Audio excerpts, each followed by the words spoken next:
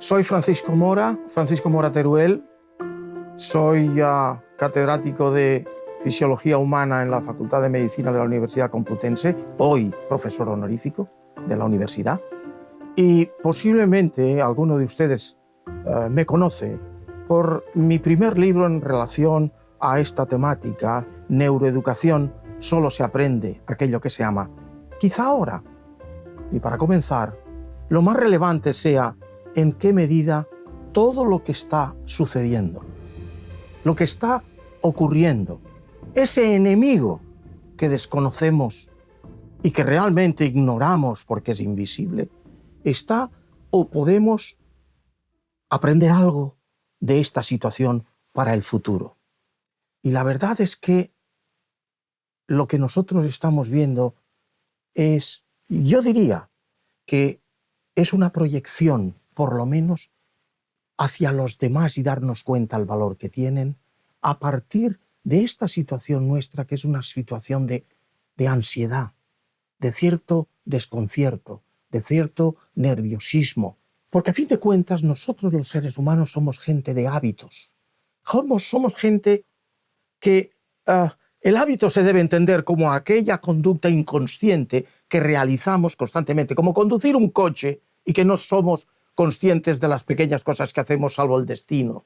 Y en este contexto nosotros nos levantamos y hacemos una conducta que está ya programada casi a lo largo del día.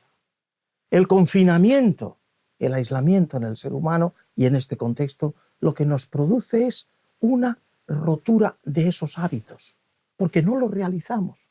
Y eso de alguna manera altera nuestros procesos mentales. Y la alteración de esos procesos mentales redunda en problemas a la hora de, lógicamente, manejarnos. Y de eso vamos a aprender, porque los demás, y lo reitero y con esto termino, son lo que nos da identidad a nosotros mismos.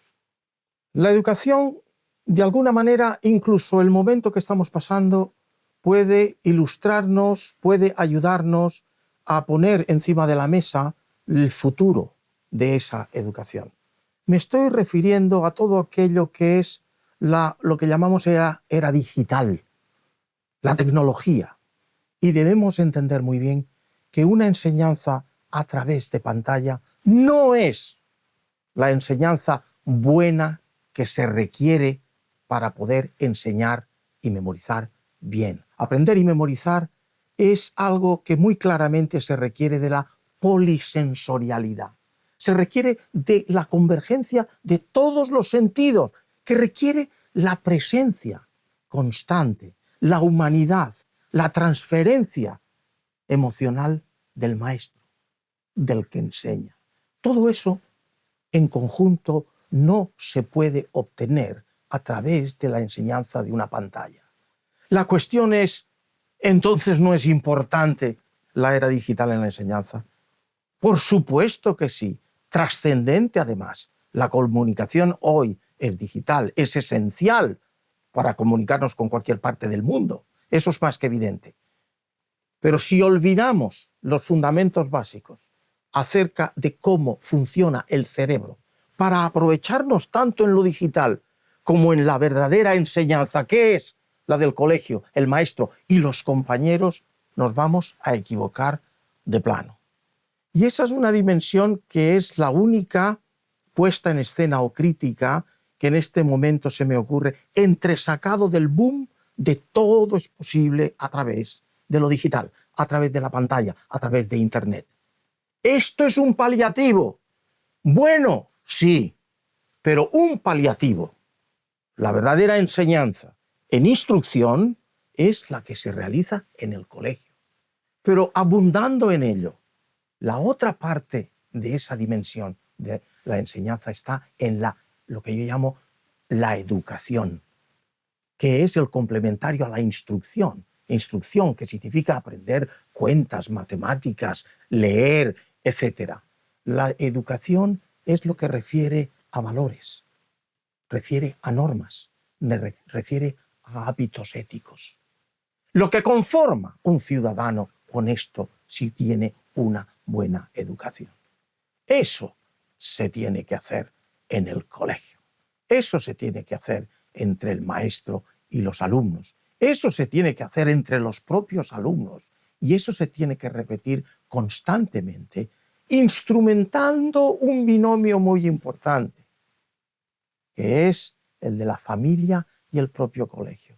No se puede educar bien si no existe, digamos, una convergencia entre lo que se enseña en el colegio y lo que se enseña en la familia.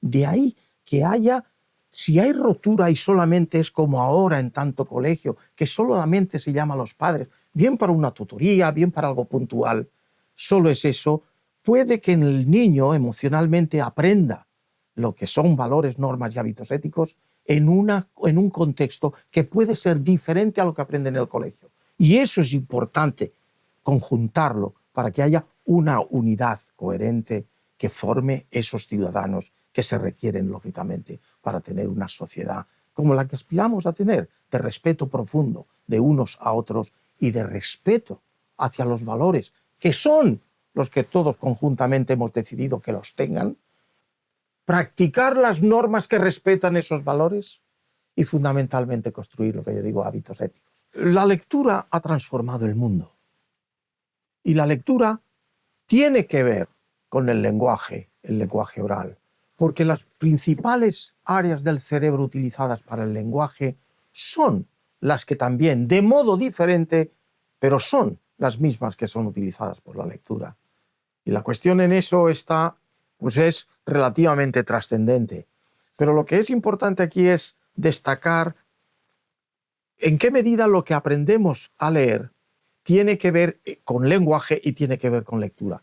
Lenguaje significa un proceso que ha tenido una duración aproximadamente de unos 3 millones de años de evolución. Saltos genéticos constantes a lo que sabemos más recientemente, que ha ido modificando el cerebro y que ha hecho que hayamos pasado de las guturalidades, gu, gu, ga, gi, para señalar cosas, a las onomatopeyas, ya específicamente con sonidos distintos para cosas distintas, y desde ahí pasar a lo que ya son los símbolos. Pues bien, de alguna manera el lenguaje ha durado eso, que quiere decir que el lenguaje tiene un sustrato férreo genético.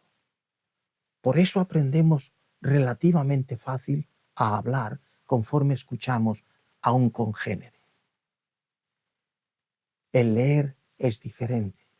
El leer ha nacido de una necesidad humana en las largas distancias.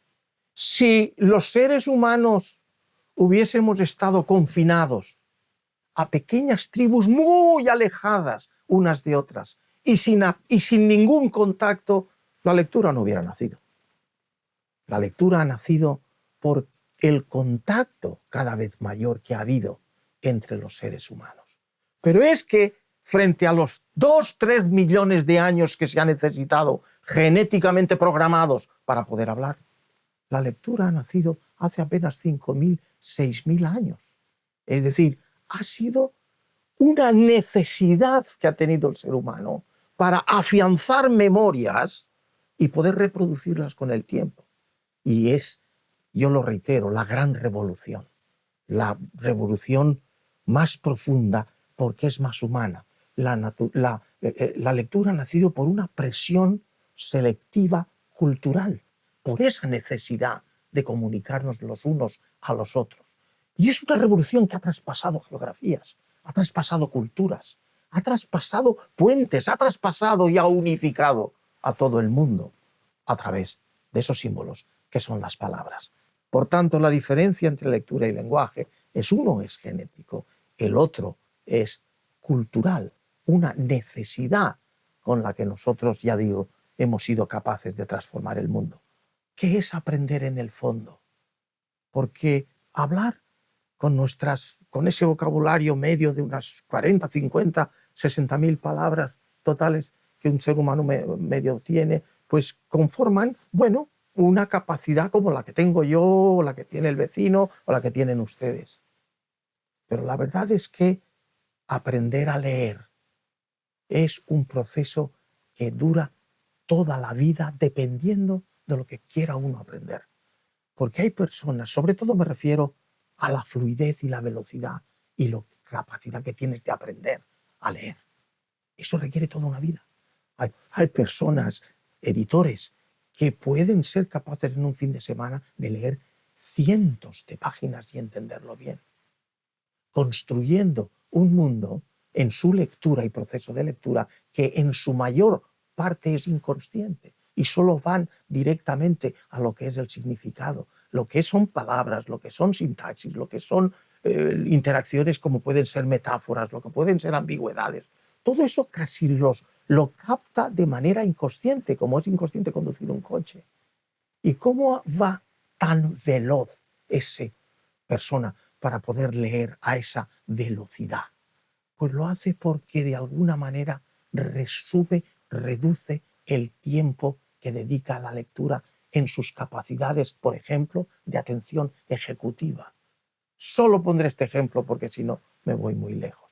Para poder leer muchísimas cientos de páginas de una manera rápida, entenderlo y mostrar que efectivamente lo has entendido, lo que ocurre en el cerebro es que la atención ejecutiva, lo que prestas atención cuando lees, es algo que son fogonazos y no una continuidad tu proceso atencional. El fogonazo se sigue de otro fogonazo atencional y cada fogonazo puede durar entre 60 y 250 milésimas de segundo. El lector bien entrenado, con años y años de entrenamiento de lectura, puede reducir eso a los 60 milésimas de segundo. Quiere decir que la capacidad por segundo de leer es enorme comparado a las personas modestas como todos los demás que somos, que necesitamos mucho más tiempo atencional. Pero es que las interconexiones que existen entre las áreas que he mencionado, que no es una vía que va y que informa a esta y de esta a esta, sino que hay interacciones constantes, también las milésimas de segundo se reducen. Aprender a leer requiere toda una vida y ese es un proceso tan enormemente iluminador que yo creo que es lo que está dando lugar o nos lo permite el saber cómo funciona el cerebro, sobre todo los estudios más recientes de magneto-electroencefalografía. ¿Hay alguna edad? Esa es la pregunta. ¿Hay alguna edad óptima para poder enseñar a leer? Óptima en el sentido de que el niño pueda aprender, como yo digo que se puede aprender bien, que es con alegría, que le dé gusto, que diga ¡guau! ¡Qué interesante! Esa edad gira en torno a los 6, 7 años. Se ha podido comprobar que efectivamente están los circuitos maduros. Lo que no invalida, evidentemente, también para darnos cuenta que hay niños que pueden aprender a leer a los 3 o a los 4 años a leer. Hay muchos ejemplos, como por ejemplo, ¿qué diría yo? Muy constatado, el hijo de Carl Sagan tenía a los 2 años y medio, descubrieron los padres que aprendió prácticamente solo a leer y podía leer. O como puede ser, ¿cómo te diría? John Stuart Mill, el de la libertad, en fin, el que refería a que esta persona, igualmente, sí, en este caso muy sometido por la dictadura férrea de su padre, a aprender muy pronto, prácticamente a los 3 años ya leía fluido su inglés. Y a los 7 años ya había leído el griego clásico varias obras. Es decir, estos casos existen, como sin duda existe que pueda haber un niño que pueda leer perfectamente, pero a partir de los 9 años, y no a los 6, 7. De hecho, Finlandia, como sabemos todos, pues ha homogeneizado esa edad alrededor de los 7 años para que todos los niños puedan aprender fácil, rápido y con esa alegría que significa, insisto, la mejor manera de aprender.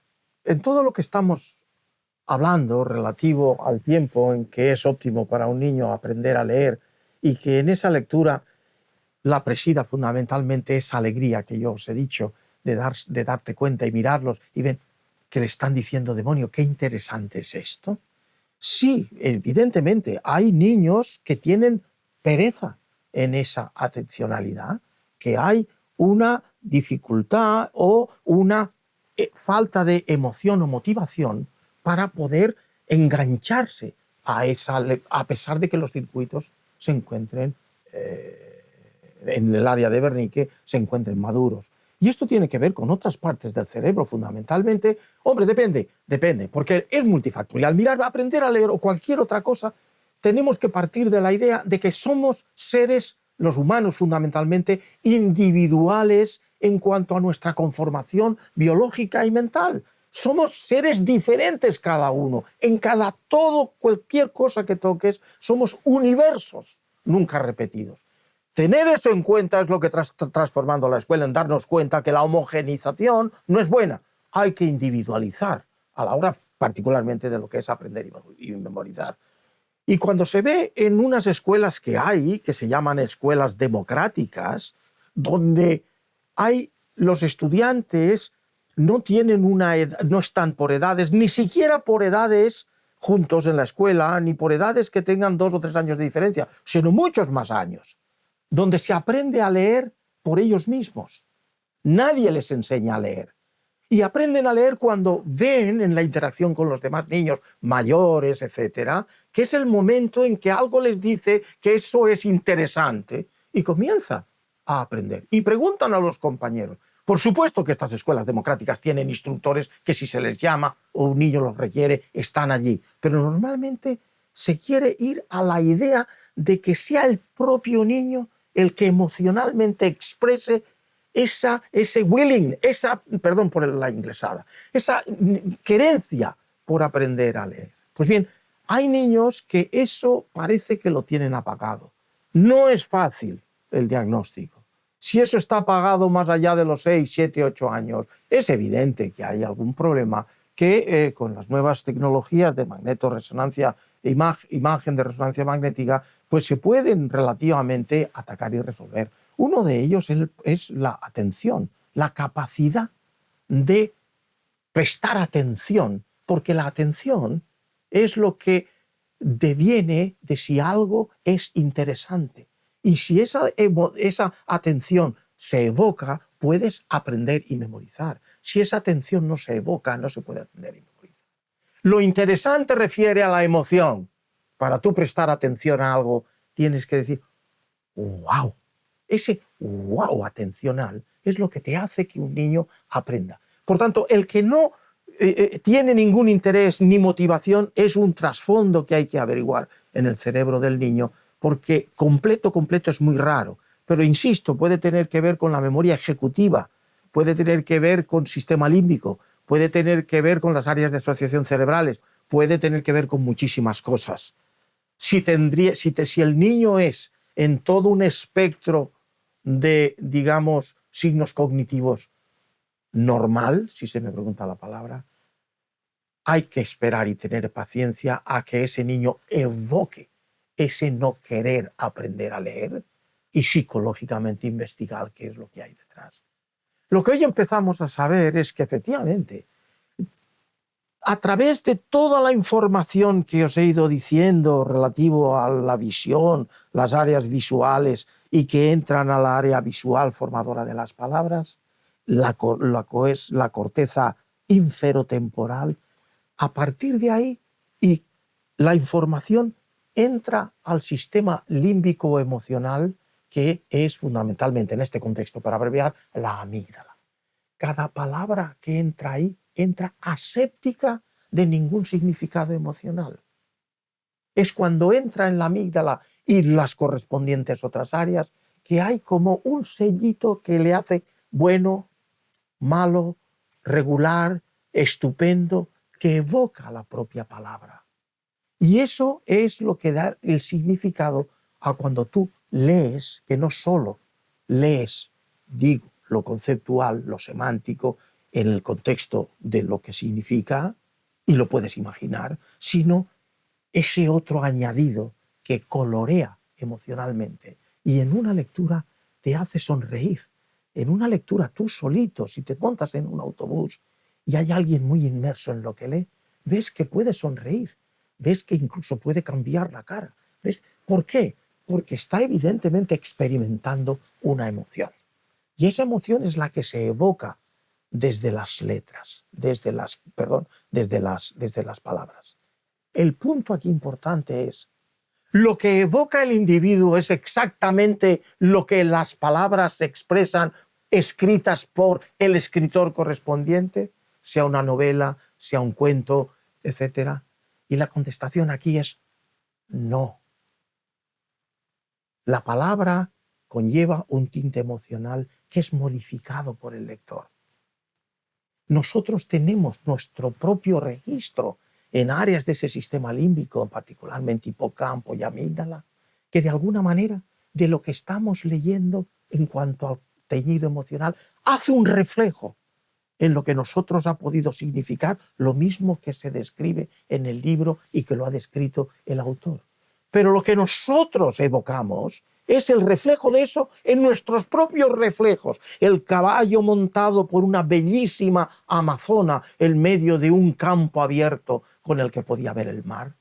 Eso, evocado por el escritor, es una cosa y en ti evoca otra, que es la conjunción de tu propia experiencia a lo largo de tu vida emocional.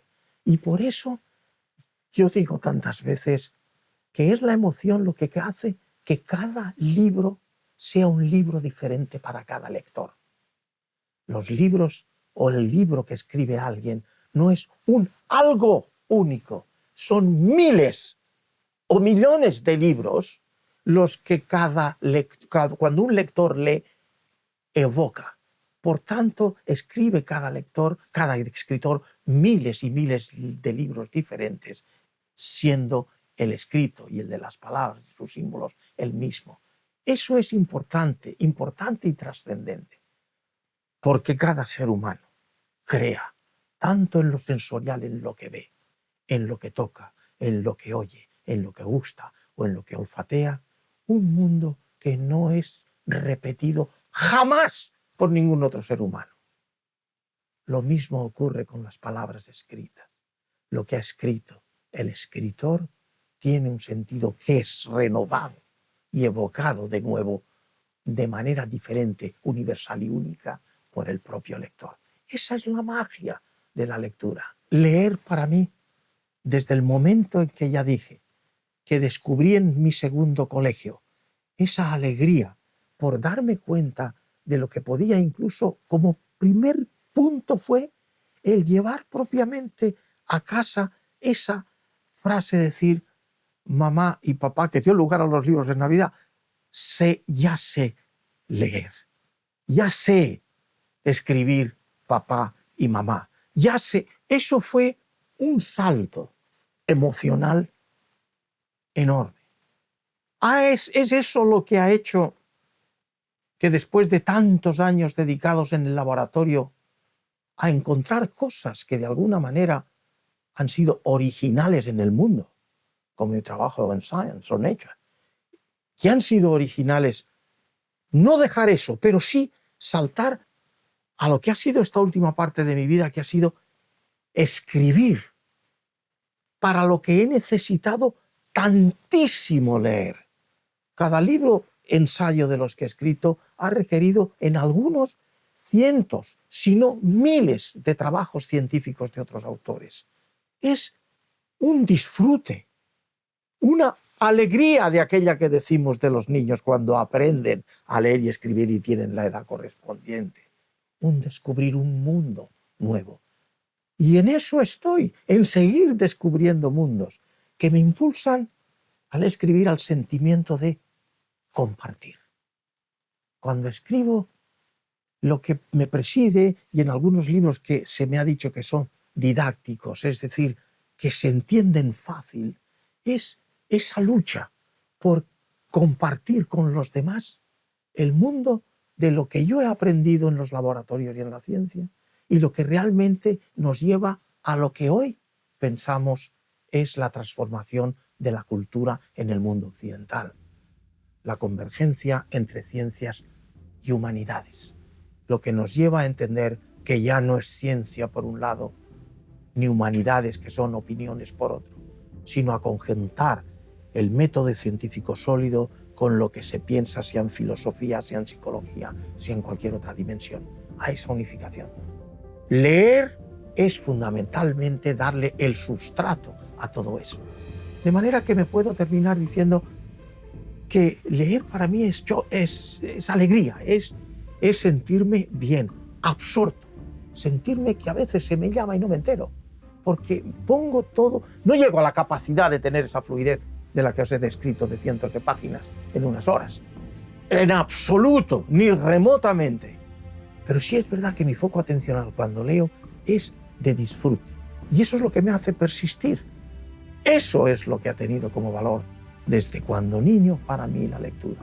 Animo a que nos demos cuenta de ese valor, a los maestros que sé que lo tienen, y sobre todo para terminar en este contexto diciendo que cuando escribí Neuroeducación solo se puede aprender aquello que se llama hice una dedicatoria, que fue aquella que a los maestros cuya labor tanto admiro.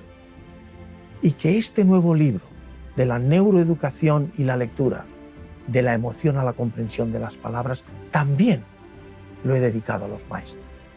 Y en este sentido he puesto algo así como a los maestros que nos enseñaron a leer y que tanto hicieron por abrir las puertas a ese universo de un conocimiento y una emoción nueva.